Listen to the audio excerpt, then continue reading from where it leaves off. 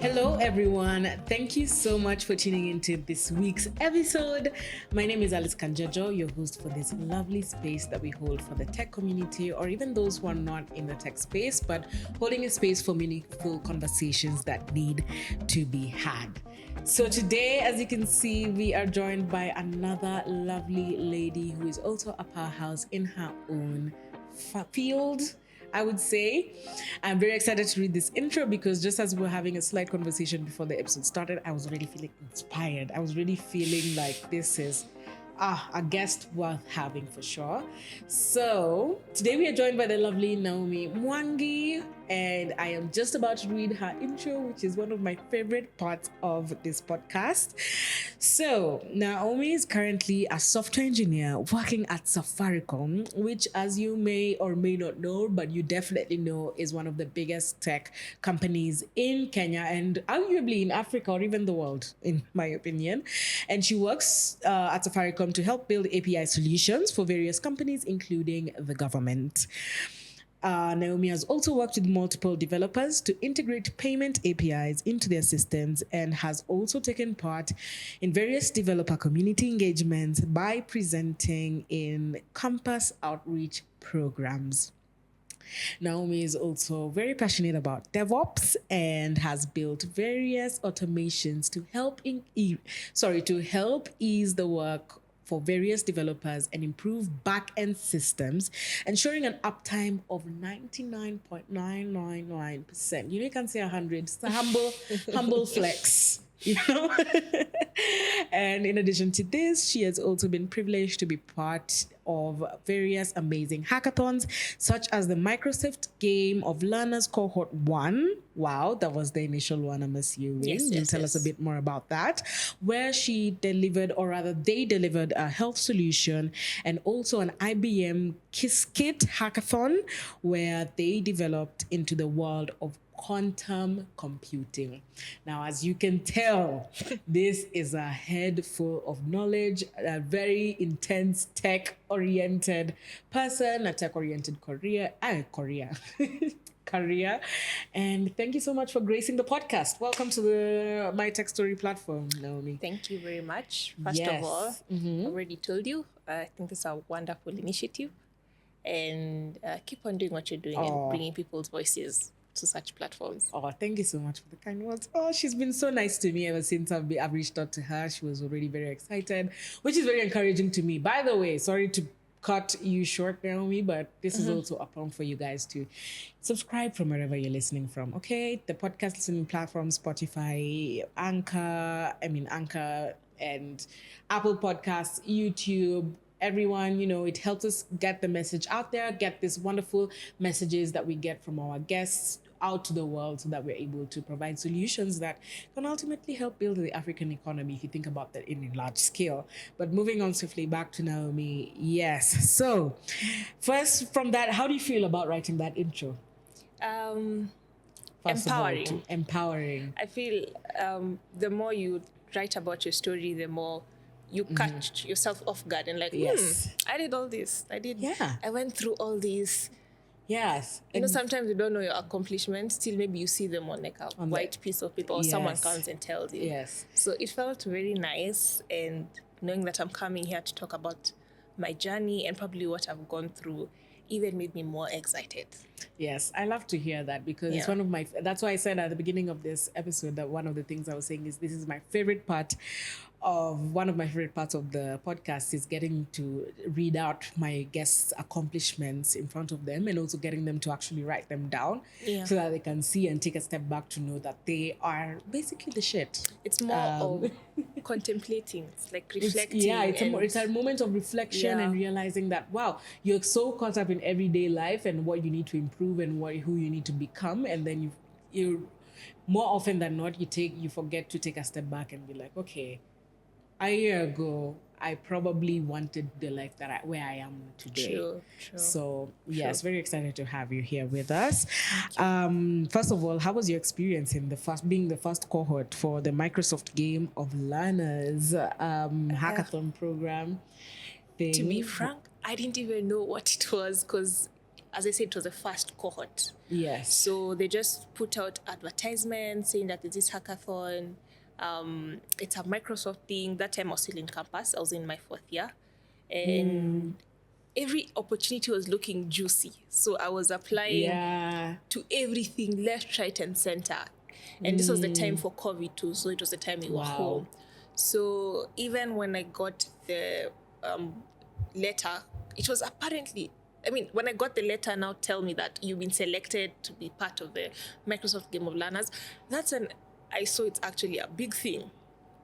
Because, high key, it's a big thing. And the extent they went to make us comfortable, because like I mentioned, it was during the time of COVID, it was lockdown. And they want guys to participate in this hackathon, so they made us as comfortable as possible. So they gave us internet connectivity, they gave us, it's like a solar panel, an individual panel, so that if lights go off, because they're working from home, they don't have control over that, you still have connectivity and you're able to build and stuff like that. And that's when I was like, this is a big thing. First of all, even getting into the cohort must have been an accomplishment in itself.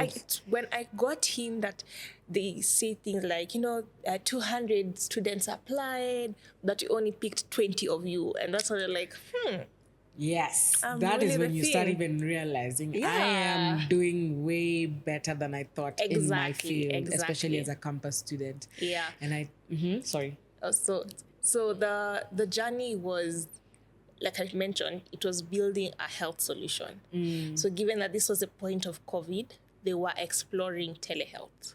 And so the main thing was you use Microsoft products, that's the Microsoft cloud products and Microsoft tools, to come up with a health solution.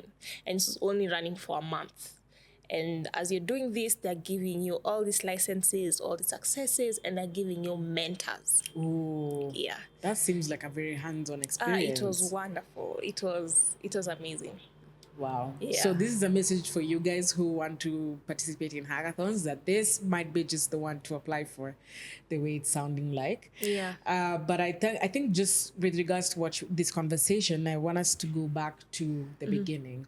So where would you say your interest in tech started, and when did you start to realize that this is an industry that I think I need to be in?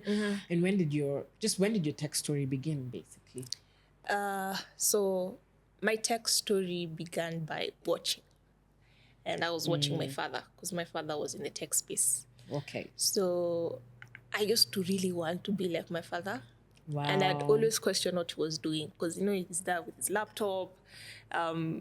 He used to extend this to us by sharing us, like, maybe some PowerPoints he had for work or something. And whenever you'd ask him anything, he'd tell you, like, the details. So that's where my interest started. So this led me to even taking things like computers as the main thing I was doing in high school. You know how high school is specialized? Yeah, and then my interest deepened, I think, when I was in Form 3. And my dad worked in the banking space. And they had a hackathon with Moringa to build, I think it was a financial product for the bank. And my dad just carried me to the event. So in the event, it was... How old are you at this time? Sorry. 16. 16, okay. So in the event, it was developers, I think just random developers in groups. And then we were all given merchandise, just cool, just some black t-shirts with all the graphics. And then, of course, the peak of any tech event is the free food. So those like pizzas. That's the peak. It's not even the program. I'm 16. I don't know anything about coding. Yeah, true. So at this time you were not a coder yet. No, I didn't even know. Like the computer we did in high school was nothing like coding. For sure. The computer in high school, like, there was nothing like coding. Exactly. Let's start from the Kenyan system. The computer in school versus the reality. Yeah, I feel like true. You things. didn't know the world beyond there. Yeah. So I'm here seeing people in cohort. So I also had a cousin who was also in the tech space. So he was a participant. And I sat with the group and I was just watching what they're doing. After that, I was just like, Dad, me after campus, I don't even want to go to university. I want to go to Moringa so that, I can do coding and then build things. Because everyone was looking cool. Everyone was being serious. That's when I interacted. The team had 2 ladies. Out of? The team was like 5, but of course in the room it was just guys, and the ladies were also looking quite cool. You know how you don't even know what it is. It just looks cool. Everything was and looking then they cool. built a product that works and they're presenting. It's like, wow, imefika. So that was like my main thing. Though after campus, you know how you pick courses? I didn't pick computer science as my first choice. What did you pick as your first choice? I picked architecture. Architecture. I was good in physics and I could draw. So I was just like, wow, let me pick that as a first choice. And I think I had also gotten a bit discouraged because when you say, like, I think when I said back then, I don't when I said I want to do computer science, not from my family though, from like, you know how people in school, hey, yes. What are you doing? I think, you know how people come and tell you like, oh, I don't think that's a really good course. You know me, my mom told me, Yeah. So I was they a got bit, into your head. and I took it to the bottom of the list. Wow. But now the results came out. I was not picked for architecture. I was picked for God knows what, where. And that's when I decided to go do computer science in Strathmore. And the more I did it, the more I realized that this is my space. This is where I thrive. I know I'm getting to learn about dev. Let me say my dev journey seriously started in second year. When we had this lecturer who we're still very good friends, and probably the reason I am here. Wow. And this lecturer was not very much liked by people because it's these lecturers who come. So have you heard what happened the weekend in Microsoft? You know, these big questions. And you want to get a first class and you don't know this. So people are not into a pressure. But that pressure used to make me, Saturdays when I'm going home, I'm somewhere seated. I've subscribed to all these blog posts. I've downloaded all these apps and I'm reading about what's happening in the tech space. I'm trying to build things from blogs I'm seeing, and that's what now just put me properly in a very good position. Yeah. Okay, that's very interesting. You've given us a lot of insight into where, it started, you going for the hackathon that you didn't know how to code, but seeing this is where the inspo, this is maybe where I want to be. Yeah. Then of course, the dissonance of now interacting with your classmates and then telling me, I think your story is almost very similar to mine, which is I also thought that architecture was going to be my life. Okay. Come rain, come sunshine, it needs to be architecture or design or something. And then here we are. Long story short. Yeah. For more info about my tech story, listen to the first episode of this podcast. But yes, that's very interesting. I like hearing stories of people which is quite frankly quite more often than you'd think of. People think that dissonance of should I do this, should I not, changing their minds of not doing this at all, and then coming back years later and being like, okay, this was the one. You go ask people for advice, everyone is telling you everything. So at the end of all this, your head is filled up with so many things. So many opinions. Eventually, you'll probably pick yourself and be like, okay, let's end up doing this. But that's very interesting. So actually, when I heard about you, it was from someone who's also been one of our guests, Gabriel, and he just mentioned how you also applied at the same time with him for now the program for Safaricom. And I think that's now where, tell us about now the journey of beyond just picking computer science in uni and then going for the hackathon program, especially the one for Microsoft. How did now Safaricom get into the picture? Okay. So my journey actually started in third year. That's when I got my first hands-on experience, probably like a job now, where I worked for the university. There was like an organization in the university which builds products for other institutions.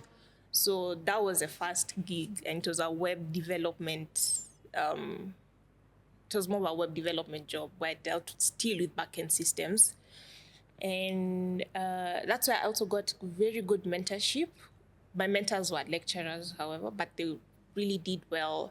And they're the ones who gave me the opportunity of the first hackathon, which was the IBM Kiskit, which happened in South Africa. Wow. Yeah, and going for that one, let me tell you, have you ever gone for an event? You do not know even what they're doing. Like, how you hear quantum in movies and just like, it's a big thing. It even sounds like physics, but it's actually a whole IBM thing with library. Like, we were very clueless, but they gave us time to learn. And I remember the team I was working on was trying to find ways to predict, I think, is it like malaria? Wow. Based on like mosquito regions and something, but still using quantum mechanisms. I was quite aloof, let me not lie, but it was big things. I was big happy to be here. People are doing big things People out are doing there. big things. But it was beautiful one. We went, our team was just 4, plus the 2 lecturers. Wow. So that was my first hackathon. But now after I came back, that's when I went for my first internship in Safaricom as a API. Now this team I'm in, but now I was an intern there for 3 months. And then when that period ended was when COVID just hit. And I was starting my 4th year then. So I think it was also a bit delayed. There was just a whole lot of confusion. And that's when me and Gabriel took to algorithms. You know, this solving things through lit code. I don't know what the goal was. I don't think we had a goal. But that's how we challenge ourselves. Say we're solving one problem every day. Wow. And we meet and we try and figure out and see, hey, how's the solution looking? What have you used? This time we're using Python and we're trying to just find shortcuts. And we didn't know the journey that doing these algorithms was putting us on. So during this time was when now the opportunity for Microsoft came about. So COVID started in March. As I was ending my opportunity in Safaricom. School started in April. Oh, wow. And then June was when now the Microsoft opportunity came, where it was my role basically in that part was I was building the mobile application for the telehealth solution. And all this I'm still in school. Let me not forget. So it's that one. But it's school from home. Well, you can't do all this. So one thing about COVID is gave opportunities I'm not saying COVID was a good thing in no way, shape or form, but I felt like if you are one of the people who looked at it as an opportunity for you to venture into even more things because you're not on campus every single day. Yeah. You probably have space for this hackathon here and there, or now get into the other things. And I always applaud people who in uni, in campus, they're not just very hyper focused on just school. You start to realize that when you finish uni, there's no system as the way there used to be. So you need to be prepared for that post-uni era. And actually that was the goal. And given that we were always talking, because we even had a Discord channel to like do these things, that's the time that I feel like we mostly grew our skills personally, individually. So around June of that year was when now the Microsoft opportunity came, and this was for a whole month. I was working with another classmate of mine called Isaac. So Isaac we worked with in HP Lab. That's when I was working for Safaricom. For school. That's my 3rd year. That whole year internship. So he's the same person he got this opportunity with. So it was still kind of like a synergy where, given that we still have school ongoing and we have this thing that we need to deliver by the end of the month, we're in the same team, it was more of coordinating. So we meet this time to this time, we're doing assignments. This time to this time, we attend class, but given that it's online, it's such a good thing. But we can also be meeting on the side and trying to build this. Yeah. So the whole Microsoft experience ended. We were 2nd place. Not first. That's still okay. a very good accomplishment. But we were like the best entertainers. Yeah, we did a lot of videos and our team was totally, we were the best at it. So so this one ended, and immediately after was when the Safaricom opportunity came about. So one door closes, the other one so opens. Let me backstep. There's a point I mentioned. At this point in 2020, we were applying to everything. So Safaricom put out the post, and then this post is 3 years of experience. You must have graduated. And then it's a DevOps role. It's a contractor DevOps role. And they're mentioning all these tools. But us, we just saw Python. We've been doing all these coding things.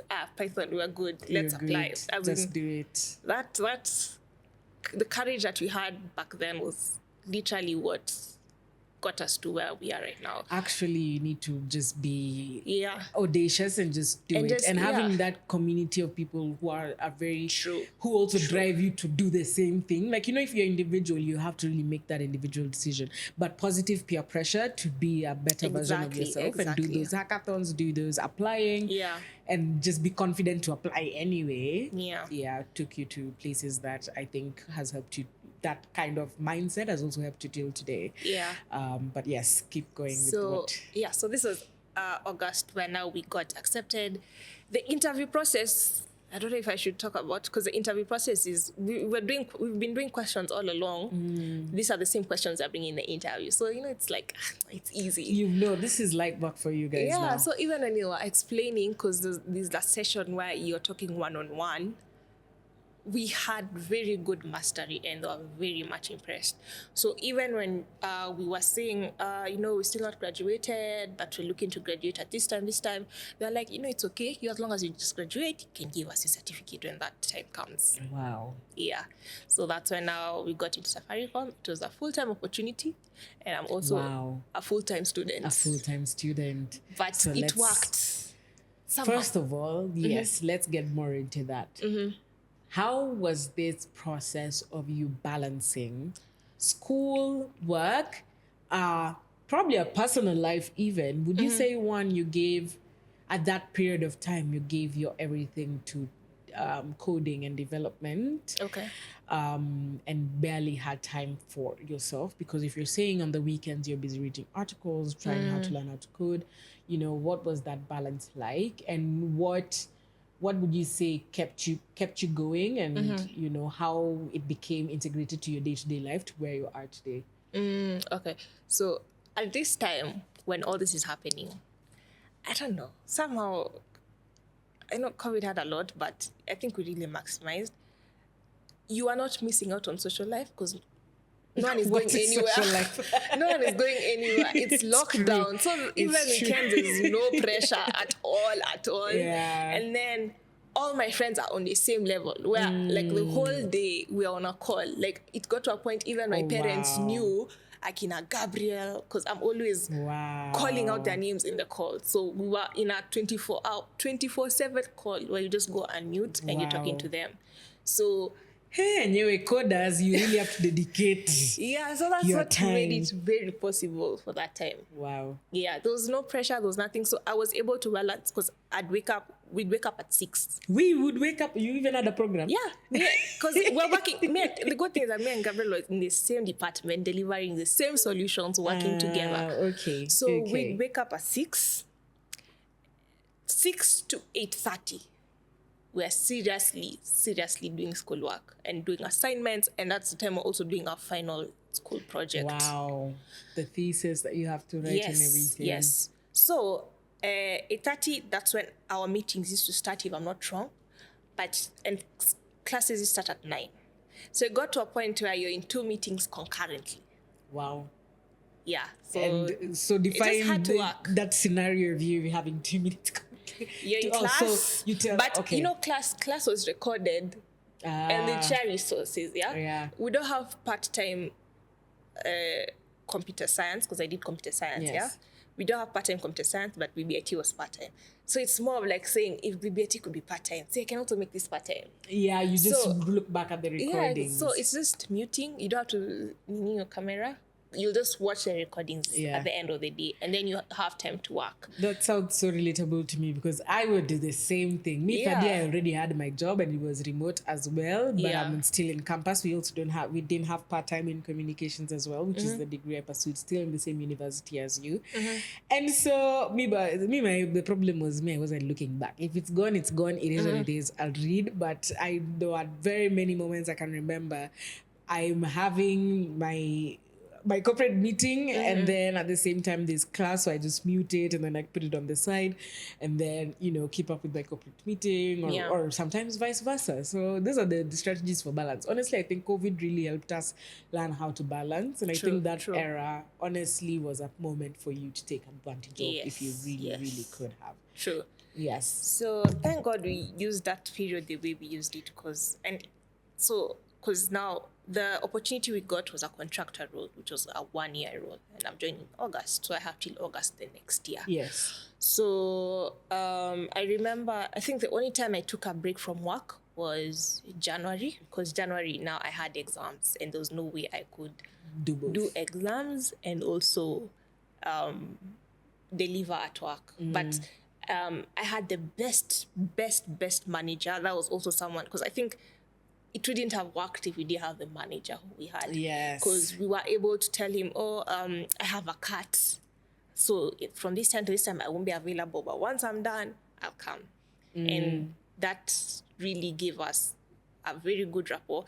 And he also really encouraged us to deliver very well, because I believe what me and Gabriel did was amazing for the company, for the department we're working with, because we managed to shorten a process that they used to do daily, that used to take about a whole hour to about a minute. Wow. Yeah. And this process, someone used to wake up and run this process and wait to finish and then send every day the person on duty. So now, this was even given to us.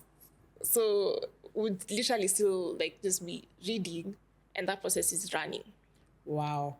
I love that energy that you guys had. And also what's important when it comes to also balancing is having what you really hope for. Ideal scenario is someone who's understanding and a manager, or someone who takes up the role as a mentor per se, rather than someone who is your, you're a person of authority, who they are, but very authoritative, very you have this, figure out your way around it. I think having someone who understands also helps you double your productivity, honestly. And you also need to create that leverage. You've already built this system, and then you're asking for time off. True. It makes sense. Yeah. So I'm very happy to hear that. And given that we were also communicating with him, we were very open with him. That also gave him comfort. So continued working there, graduated in September. He even came for my graduation. Oh, wow. Yeah. But now, I think it was now during this time that now afterwards I transitioned into a different role within the company, when I went back to my API role. This was 2021 June. Around June there. COVID, lockdown is still happening. I remember lockdown was still at 7. So social life, it's not that much. So you're good. You're good. But school is done, you're good. School is done. Yeah. So this department, I already knew people because I had been an intern there. And it was more of just being back there. And remember the previous role I had was a contractor role, so it was coming to an end. So I was lucky to change before it ended. So now I got a permanent role. Wow. Yeah. And that's where I've been till today. So now, like I mentioned, I was working when things were locked. Yes. So lockdown was withdrawn ile vizuri October. I remember, because that's when our curfew was removed in 2021. Can you imagine you lived in an era like that? Let's talk about it's that. It's still hard to believe it. Can you, at 7 p.m., even survive 7 home, streets empty? So another time they pushed it a bit to, I think to 9:30. But it was so much pressure, because if it's Saturday and you're meeting friends, you have to wrap up to meet at 10 a.m. They used to close things at 8, and you have to run back. So, by 6, form imeisha, you're back. You're back. So lockdown was removed. I remember a week after my birthday, which was kind of a bummer, and now things went back to normal. And this time, in my current team, we were a team of 10 people. I was the only lady. Mind you, even in the previous department, I was still the only lady. I expected in the tech space. And sad reality. Yes, Yes. but I think I've been lucky enough in the spaces that I work in. I've been absorbed properly, and you're given the same opportunities. You're able to thrive. Yes. So this time we're working a team of 8 people, 9 now, including my manager. So things are, things are going well. Like, things are smooth. Hey, you're finding this work from home thing so cool. You have so much time. Yeah, exactly. So we moved to like mid 2022, where now, because I think these other tech giants are also, how developers, it's so hard for them to stay in one position. Yeah, they're always job hopping. Yes. It's true. So I've just recently gotten this role. I can't job hop. And I'm curious to know what is, I'm liking the space and stuff like that. So, hey, the team went from 8 to 2 people. Yeah. Recruited? Yes. Wow. Let me mention, my current, now in the API team, it's only one API team that serves the whole of Safaricom, yeah? And how the team works is, yes, I have a line manager, but I should thrive more as an individual contributor. Yes. So not all the tasks I'm getting are coming from my manager. You can also just see what gap is there and you try fill it. Yes, and my department is serving the entire tech space in Safaricom, and there are so many departments that want people to, develop APIs for them, expose it for them. So you have many people now come to you. So it's more of now me telling my boss, oh yeah, I have this, and this to do. So mind you, the guys who left the teams that they were handling now came to us. To you guys. So, hey, it got to a point it became intense. So now, social life is back.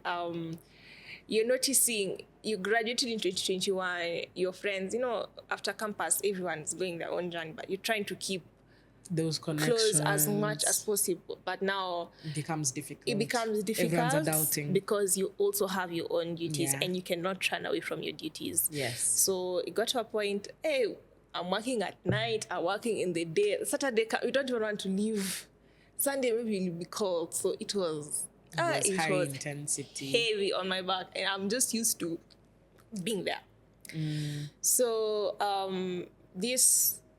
it took a bit of a toll on me. I think I even had to go to therapy to learn how to, I literally went to therapy telling me I don't know how to work my time.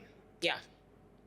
And you felt like it was basically consuming your everything. So before now we even got therapy, I wanted now to even escape, because I was, how you miss school, because school has structure. School has a timetable. You wake up, 8, I'm supposed to be in class doing this. Yes. And 9, doing this. You're working towards an exam. Yes. So everyone has a common goal. It's structure. It's a lot of structure. So now when you're thrown here, you start to realize. You didn't have time to tarmac all in a straight depend, because it's a big tech and you're straight there, and people don't care. Yeah, they don't care your age. You still get the same roles as someone who's been there 15 years. Good bittersweet feeling, isn't it? And just to add on that, it's like you start to also realize that, wait, this is real life and this is every day. Exactly. And if I don't change it, then this is my everyday life. Exactly. And you don't want to lose a job. You don't know how to properly handle these situations, because they don't teach you these things in school. They don't teach you this. And they try to, but those are the classes you don't pay attention. Those are the classes you mute the most. Also, true. How to take care of your those are the things in school. You can sleep 3 days or a whole week. You'll still catch up even if you're trying to do it. But here it's a bit different. It's not the same. It's so a big deal. It caught me off guard, and now I was trying to run away. Now I wanted to go do masters. I wanted to go back to school. That place, I was very comfortable and I thrived wonderfully. I wanted to go back to that hole. So I was like, I got a first class. I can get a sponsorship. So see, I look for a sponsorship in the first UK. Of all, that's a big achievement. Thank you. For a computer science degree. Okay. Yeah. So now that was now what I wanted to hold on to and run and go to the UK. So around this time was also the same time, because I'm still looking, but work is still going in on me. So around this time was also the time now that I decided to just because the privilege of also working in my company is that they give you such benefits where they've partnered with different institutions. So if you want to go talk to someone, you can go talk to someone. So I just picked the first therapist on the list. Hey, and you know how you're expecting therapy to be at you up on the couch lying and this is what is soothing you? I don't know. Let me tell you, this therapist used to give me the facts. As in, you know how I don't complain, I'm working at night, I'm working during the day, we're only people in the department. That time my manager's calling me, I'm trying to also pick the call and anything. And my therapist straight up told me, so, Naomi, do you have a family? I was like, no. How old are you? I told him my age. Do you have, are you the one who's taking care of bills at home? And stuff like that. I was like, no. Like, he straight up told me, hiyo ni ujinga. Like, that's just stupidity. I was just like, you're supposed to be on my side. Goes. As in, you're supposed to be on my side. And then he was like, in that same place or in that same company or just different places, there are people who have this responsibility. I know, I have my own problems. I was like, can't you see these are problems too? I was like, no, people have these responsibilities, this thing, and you're very rigid. I remember he used the word rigid. And he was like, you're choosing not to work with your time and you're letting your time consume you. So you're working with all these people, you're letting all these people manage you instead of you managing them because you have that power. So he told me how he wakes up at 5 and does this when time is seated, like does this. Your therapist, I recommend, but it was how so. Well, maybe that's what I needed to hear. If I want someone who soothed me, I feel like I'd be missed because it gets to a point where you can't go to your parents because your parents are like, and you know how many people don't have jobs. Everyone is gonna tell you the narrative of you are in Safaricom. You need to be appreciated. Exactly. You need to, so kind of diminishing your problems to some extent. Yeah, true. But you go to your friends, of course, friends. You tell them I work at night, and during the day, like you're working at night. Leave that company. You know how this generation is. It's not for you. Just drop it. Yeah. That I was not getting that advice. So. I feel like he came at the perfect time. I feel like I needed to hear that hard truth. It was very tough. I was coming from those sessions and going home and just and staying, and I'm just like, what? Where? He was not sparing an inch. But that now made me take a step back. Which was necessary for you. Yes. And so what does taking a step back mean? So this meant I had let... You know how you're trying to please? Like I said, you used to. I come from school, and I'm always delivering these grades. Since primary, I've always delivered this. I've always delivered. So now everyone is coming with their requests, and they want you to deliver. So of course, I'm going to use that angle I've always used, and I want to deliver 10 things today. If I'm not delivered the 10 things today, I'm miserable. You're not good enough. Yeah, and if it gets to the point where now you're dropping things, I'm not meeting my friends. I'm not, how also there's a social aspect, you have checking no on life your friends. Outside of work. Exactly, life 24/7. That's it. I wake up, my office is there in front of my bed. So I wake up, I jump and bang, just go eat. Now, for me, taking a step back meant learning how to manage things. And by managing things meant also managing people. So if someone comes to me with this deliverable, and let's say, for example, I wrote a list to do 1, 2, 3, 4.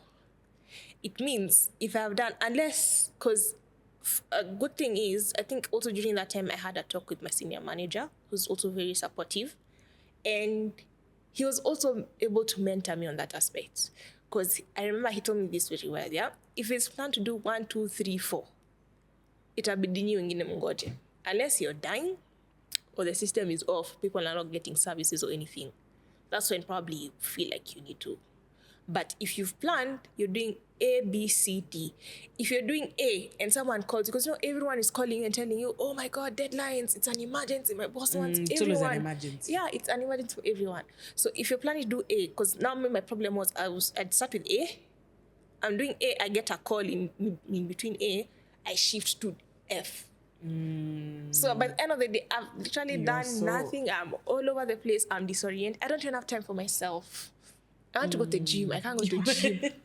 Literally, there's nothing I can do. I want to do things. I want to live life. So this meant I noticed that the situation was not going to change with us just being 2 employees for a minute, because there was freeze. There was, I think, also the economic setup. It was very shaky. Yeah, exactly. So it was now making it work for me. And getting people to understand we don't have the same manpower we did before.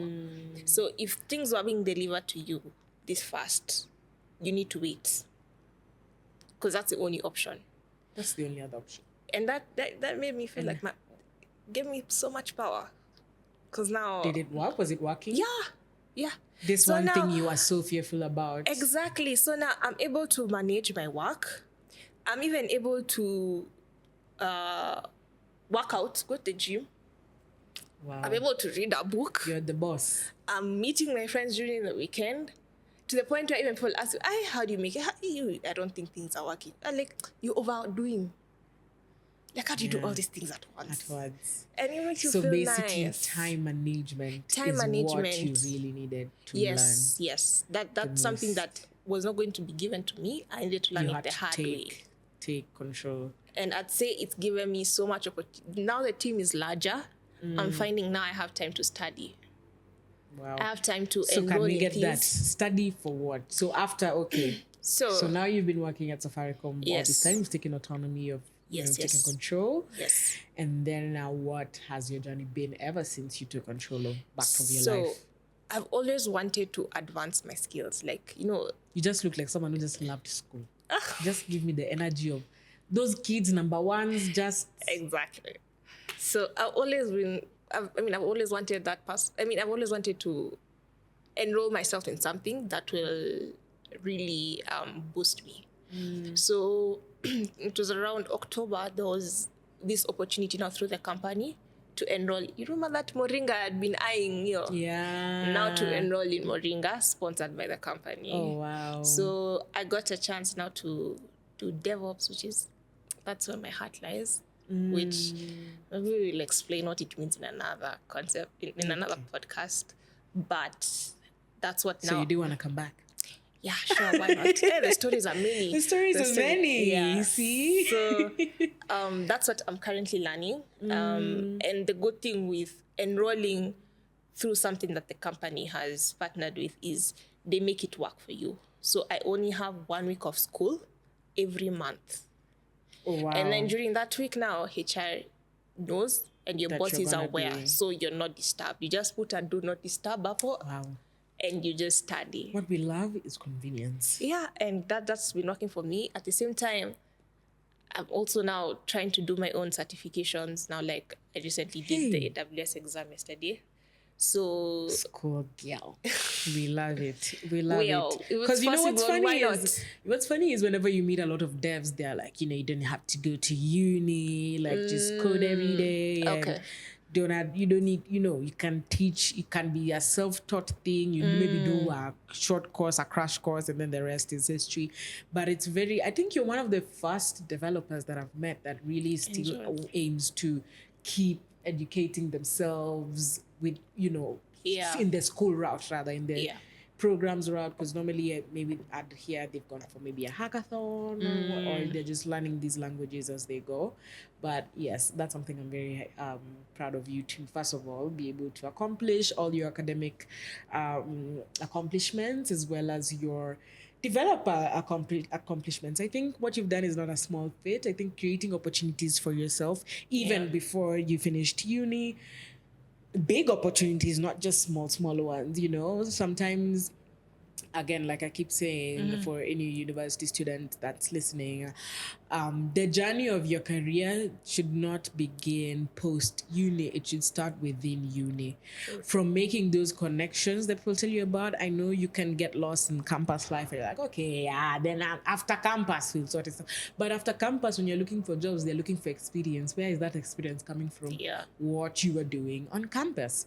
So if you're, especially when it comes to coding, I believe all the people that I've met who are doing well in their field of software engineering are people who probably have something about, hey, I started doing something at 14, or I went for something, true. And that's or the in thing. campus True, every day we true. are waking up, we are coding or something. Like, you really have to fall in love with what you're doing. Easier said than done though, because I know the process is not as seamless for everyone. Some people just go to campus and you're like, I guess this is a course that will work for me. But I think a privilege can be figuring out, or at least trying to do things, even if you're still trying to figure things out and navigating your own path, knowing that you're doing it to your level best and creating opportunities for yourself. Before opportunities present themselves to you, you kind of need to create them for yourself. True. So marinate yourself. Make yourself ready. Thanks for coming to my TED Talk. Yeah. But yes. But yeah, so that's a journey I'm on. I'm more of, I think even the more I'm in this space, the more I see so many opportunities. It just doesn't have to be coding. It doesn't have to be so coding. Much. Guys, even you can be marketing. There's Hello. tech marketing. You can be a lawyer in tech. You can be, there's a software architect. I feel like tech has everything. It has for everything. Everyone. It has everything, Yeah. and just based on the projections, it's an industry that's projected to grow and expand very much so, especially in the African space. We're expecting another, the boom craze already happened about 2 years ago, but it's an evolving space. It's an industry that, when you abroad, it's a bit saturated. There's the Silicon Valleys of this world. There's, people already adapting to digital solutions.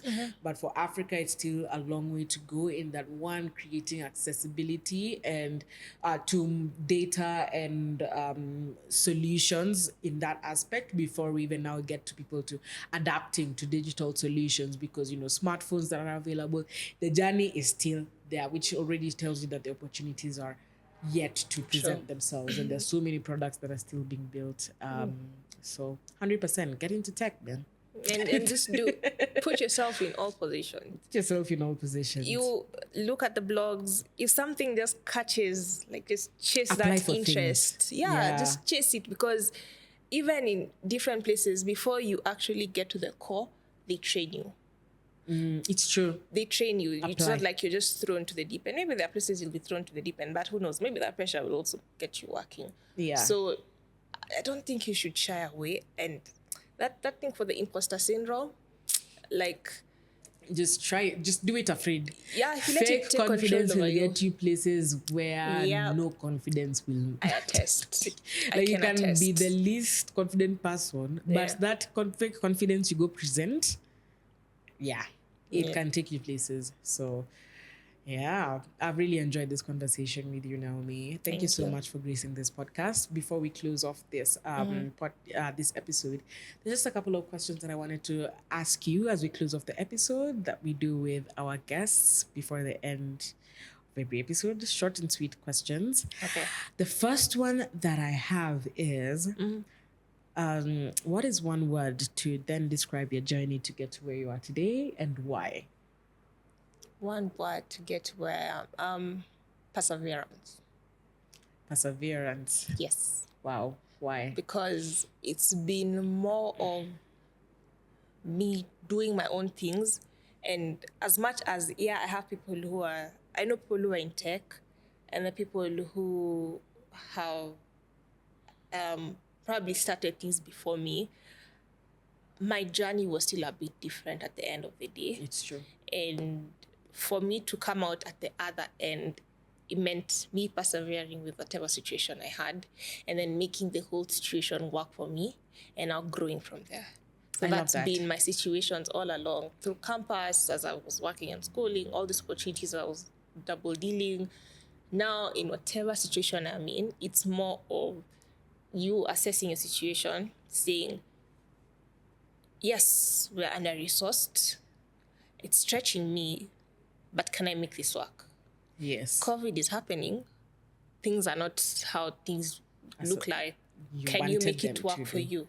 Yes. Yeah. So. Oh yeah, I love that messaging because, like you said, our generation, there's a lot of people who believe that suffering can be a choice, or you can decide that you're not gonna take this BS. You need to look out for yourself first, which is absolutely true. True. But some situations, as an adult, is you don't have an option. But actually, even the whole concept of suffering, it's a concept that you put in your head, yeah? You can, well, okay, maybe you're actually suffering.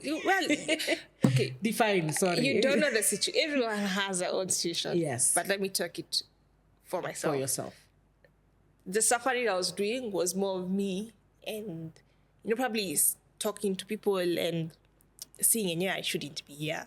And I got a first class. I should be there. You should be there. Yeah. And I came here. It's not what I thought it should be. I don't think I need to be here. I'm seeing everyone is going, abroad. Everyone is doing this. Everyone is living.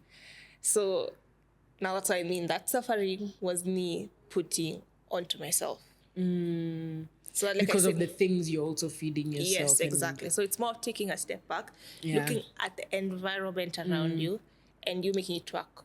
So that way you go and become a pioneer for God knows who will be in that situation. Yes, I love that. And just to touch on what you were talking about, there's a book that I really love that I read repeatedly just to encourage me. The Subtle Art of Not Giving a Fuck. It's a really good book, very mind.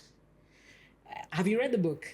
No. Rather, have you heard of it? Okay, sorry. I've heard of it though. I tried starting. I got a bad copy. You got a bad copy, okay. That's side stories. But one of the biggest philosophies of that book is that what is it that you're willing to suffer for? Like, suffering is part and parcel of life, but what is it you're willing to give, you should give a fuck about? And what is it that what is worth suffering for? Because life is all about suffering in its own itself. Like, even when you're building your own career, whether it's even starting this podcast, and whatever you want to do is going to take money, it's going to take your time. A relationship is a sacrifice in itself, just to even give it different context. But is this something you're willing to suffer for? Because what is your ultimate goal?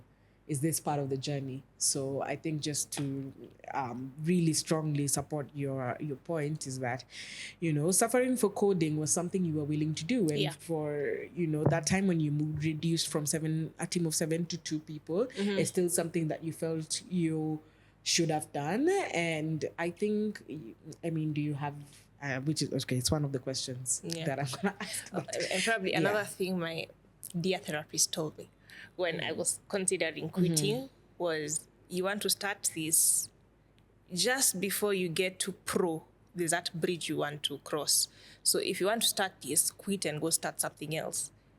You'd probably quit and go start something else. And then you'll still quit and start. So at the end of the day, you just have like hints of things. You can't call yourself a pro. Yeah. So that's something that kept me going. It's true.